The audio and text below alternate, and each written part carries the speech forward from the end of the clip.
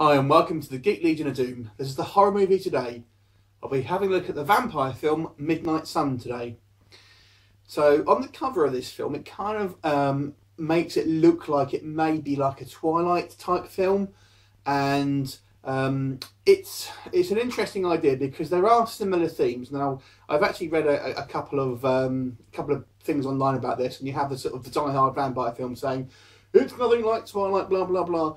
And it isn't, but I can understand why there is some comparisons there, because it is about a vampiric young man who falls in love with a normal human girl, and ultimately there will be spoilers in this review in case you're going to have to talk about some bits in here that will happen, and ultimately he makes her become a vampire. And it's not just about the love story though. I mean, that's basically as far as the comparisons go. The love story really is a secondary component. Really, the actual main story is about the guy himself dealing with his illness. Now, before I sort of go any further, I'll go back to a little bit about what the actual plot is and why it is different from Twilight in that respect.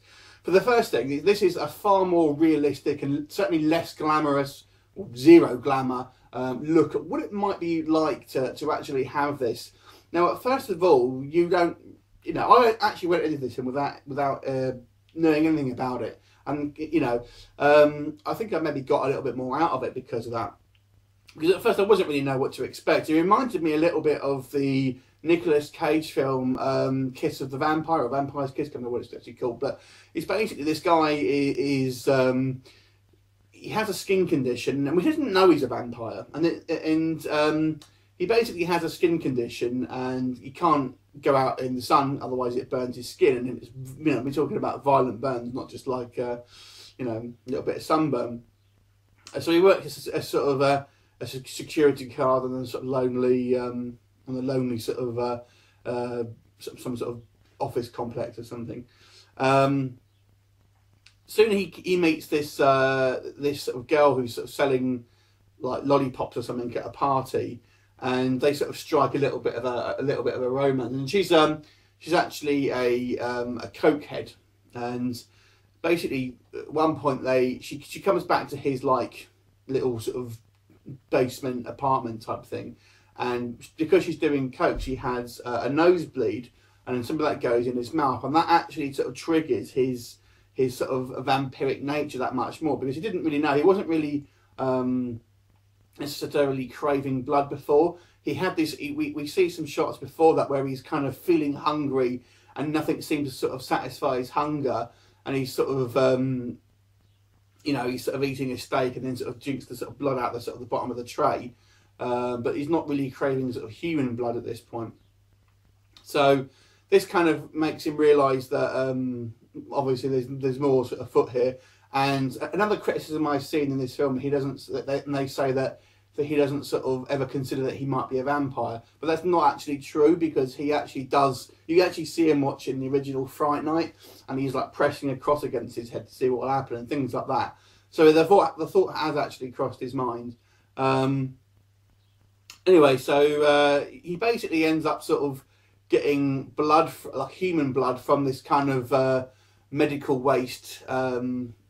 Well, there's actually like a hospital. There's a guy out there sort of throwing out waste, and he sort of offers to basically sell the character some. So that's what happens a couple of times. This guy's a bit of a shady sort of criminal type, and ultimately there's things sort of escalate. He sort of dreams he may have killed this sort of woman. He can't remember sort of doing it, but he's sort of dreaming that this might have happened. Eventually he gets into sort of a fight with this guy who's sort of selling him blood, and sort of ultimately kills him, and then sort of drinks his blood. And then we also have him sort of the brother of this guy sort of seeks out revenge and sort of shoots his girlfriend in the chest.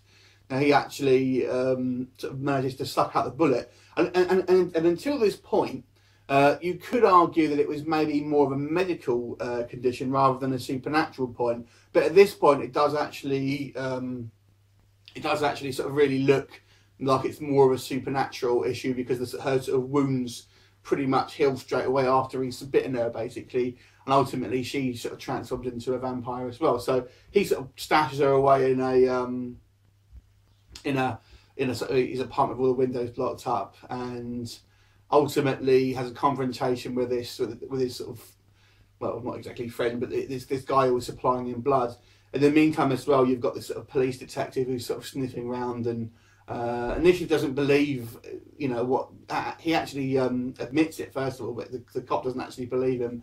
But they start to sort of get a little bit more suspicious as the film goes on.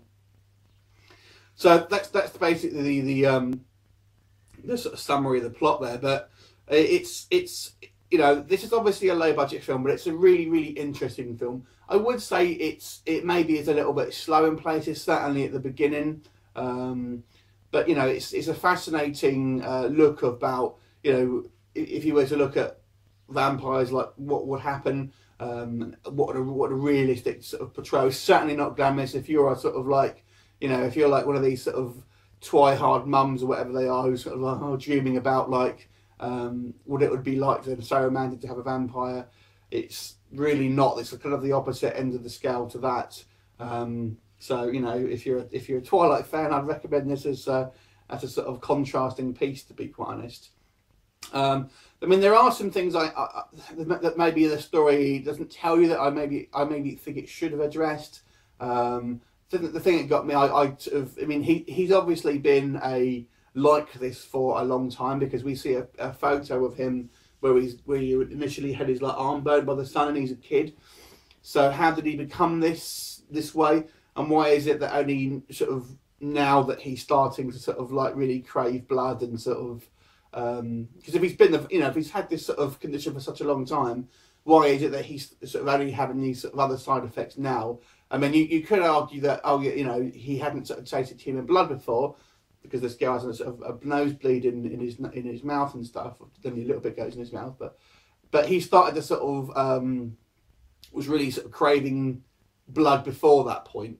But in contrast to that, the other people that get turned, his girlfriend and this other guy at the hospital, seem to crave blood straight away. So that to me was a little bit of I didn't really know. I mean, maybe not a plot hole as such, but I think it could have done with a little bit more explanation about what was actually happening there, to be honest with you. There you go. That's just my preference. But overall, it was a really good film. I think it was, fairly well acted across the board. I didn't think there was any sort of clunky acting, to be honest with you. Maybe the police guy wasn't fantastic, but generally speaking, he's not in it all that much anyway. So I enjoyed it. I'm going to give this an 8.5 out of 10. Let me know what you think. Leave me a comment. I look forward to seeing you next time. See you later.